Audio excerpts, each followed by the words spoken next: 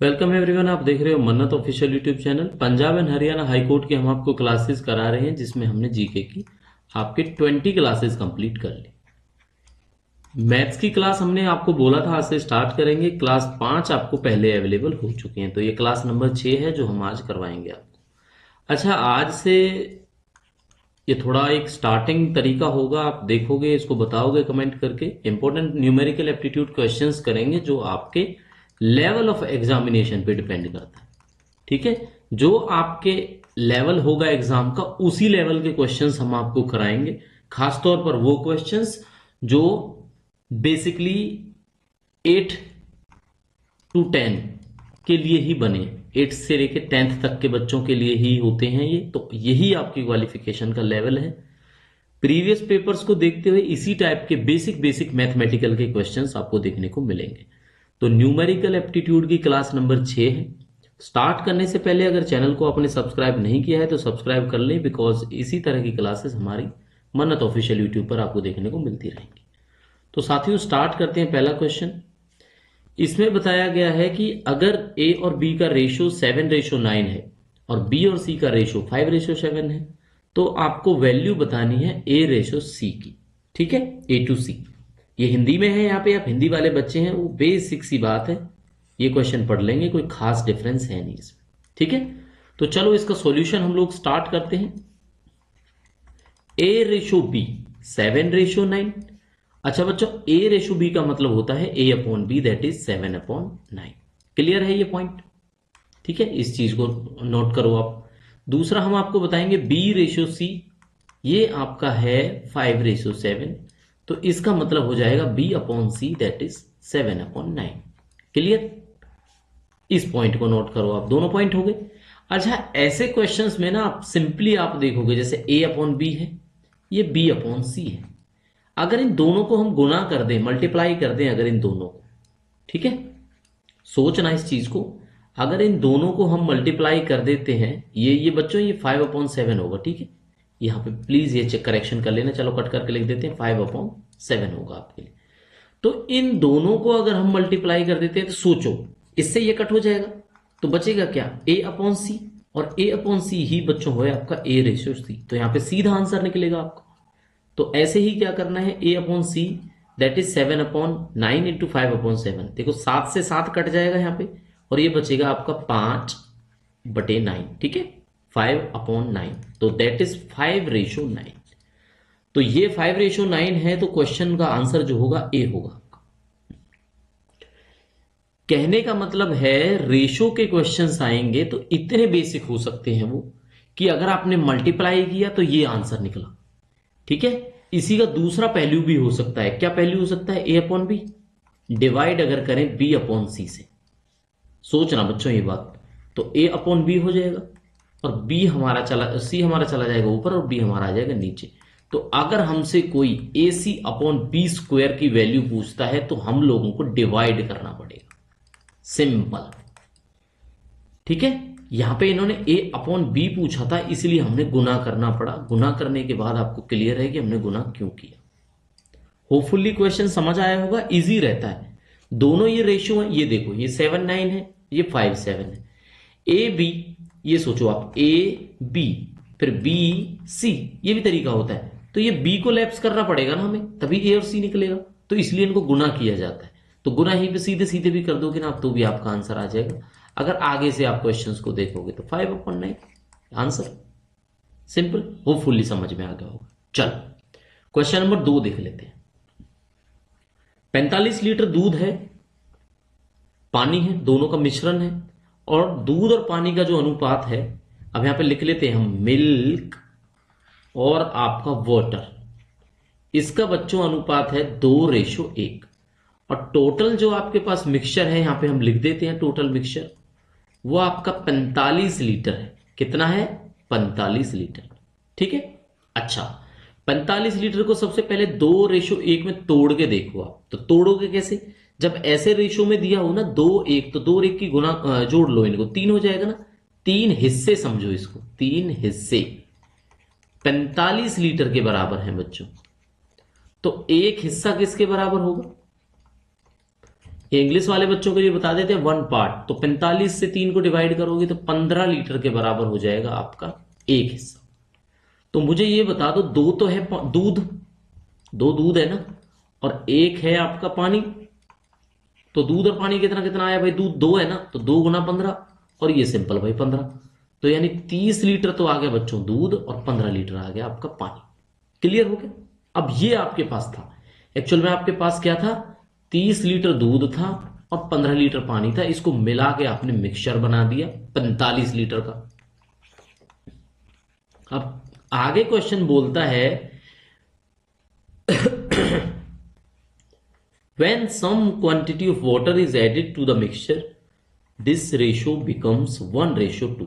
अगर इसमें कुछ और पानी मिलाया जाए, यानी यहां पे पानी मिलाया जाएगा, ठीक है, तो आप सिंपल इसको कुछ समझो, x समझ लो, इसको पानी मिलेगा यहां पे, तो ये रेशो 1:2 बन जाता है। तो आपने करना कैसे है, आपने करना ऐसे है कि भाई 30 लीटर प्लस में जो 15 प्लस x है ना, ये आपका रेशो बन जाता है कितना, 1:2। तो इसका मतलब हुआ 30 बटे जो 15 प्लस x है, ये हो जाएगा बच्चों आपका 1/2। क्लियर? तो 2 से यहां पे इस तरह से होता है ना क्रॉस मल्टीप्लाई, 2 से गुना करो 60 आ जाएगा, और इस तरफ कितना आ जाएगा 15 प्लस x। तो बच्चों यहां पे x की वैल्यू कितनी आ जाएगी 60, और इस 15 को जब इधर लाएंगे तो ये साइन चेंज हो जाएगा, माइनस में हो जाएगा, तो 45 इक्वल एक्स का मतलब ही x इक्वल 45।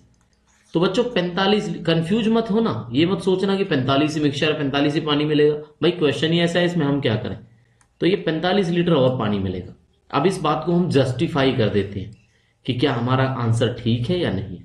देखो जस्टिफाई ये 30 लीटर दूध, यहां पे दूध लिखते जाएंगे, और यहां पे है 15 पानी। क्लियर? 30 दूध का 30 दूध ही रहेगा, पानी को बच्चों आप मिला लिए 15 में 45, और जैसा हमने आपसे बोला, तो कितना हो गया ये 60। तो 30 और 60 का आप रेशो बताओ कितना हुआ, 1:2 ही तो हुआ भाई, 1:2 ही बोल रहा है, ये 1:2 हो जाएगा। तो ऐसे क्वेश्चंस मिलेंगे, कंफ्यूजन वाली बात नहीं है। 45 लीटर के 3 हिस्से करने हैं, 2 हिस्से दूध है, 1 हिस्सा पानी है, पानी वाले में और पानी मिलाना है तो उसको x कर लिया, इन दोनों का रेशो इनको यानी हम यहाँ पे डिवाइड करके करेंगे, ये मैंने केवल समझाने के लिए लिखा है, बाकी मेन क्वेश्चन हमारा यहां से शुरू होता है। ठीक है, दूध बटे पानी 1:2 हो गया आपका सवाल।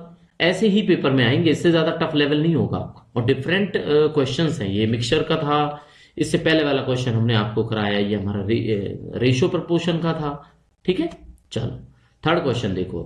72 घंटे 6 मिनट को 14 से डिवाइड करना है, तो 72 घंटे हो गया प्लस में 6 मिनट, क्योंकि 1 घंटे में 60 मिनट होते हैं, तो 72 को भाई 6 से गुना करो पहले, तो 432, यानी कि 4320 में 6 जोड़े तो कितना हो गया 4326। अब 4326 को मिनट घंट किसी घंटों में और इनमें चेंज करना है मिनटों में, तो आपने क्या करना है भाई 14 से डिवाइड करना है, तो 14 से करो, 14 × 42, 1 बचेगा, 2 को डाउन किया हमने, जाएगा नहीं तो ऐसे ही रहेगा। उसके बाद हमने 6 को डाउन किया, तो ये कितना हो जाएगा 14 के बाद 9 × 117, 14, 9 × 117, तो 16 में से ये कहते कितने बचे 9 बचे ना। अब देखो ये क्या है, अब सिंपल सोचो, ये तो घंटे ही हो गए हमारे, सॉरी मिनट्स हो गए। क्लियर आया, समझ नहीं आया आपको? ये क्या हो गया, ये मिनट्स हो गए ना। 309 मिनट और प्लस में फिर 9 मिनट और बच गए भाई हमारे। अब ये जो 309 मिनट है, इसके घंटे बनाना भाई कितने बनेंगे 309 के,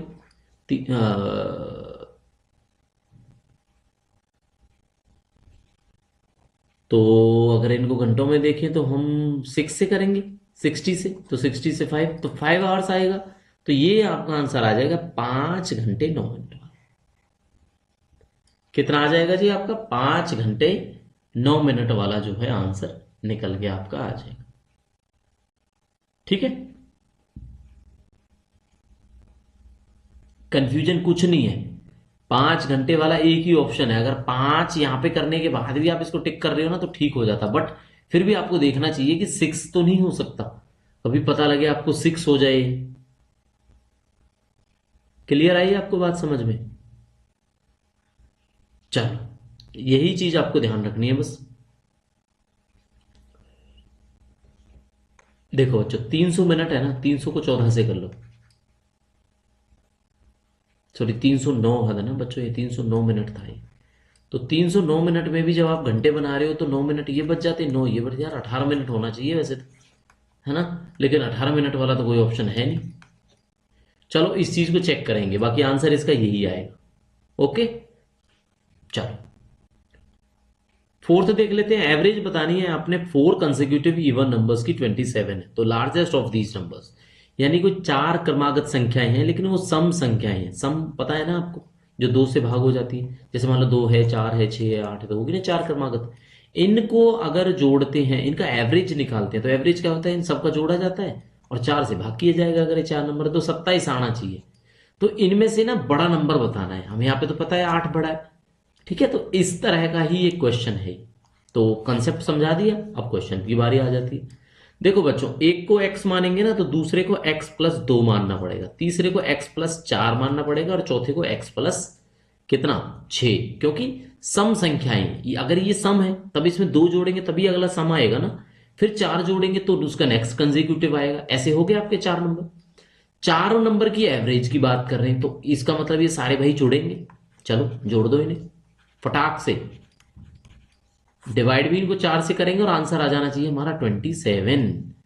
तो देखो 1 2 3 4, तो 4 तो एक्स है इसमें, और कितने हैं 2 4 6 12, 12 आपका प्लस का हो गया, ठीक है, सिंपल है। 4 यहां पे 27, 4 यहां पे मल्टीप्लाई हो जाएगा ना, कितना आ जाएगा 4x+12 इक्वल, ये 4 से गुना कर लो इसको, 108। तो 4x हो जाएगा बच्चों आपका 108 में से 12 माइनस हो जाएंगे 96, और x की वैल्यू आ जाएगी आपकी, कितनी आ जाएगी भाई, 4 दूनी 4 24, x की वैल्यू 24 आ गई। लेकिन हमें पूछिए बड़ी संख्या बतानी है, बड़ी संख्या।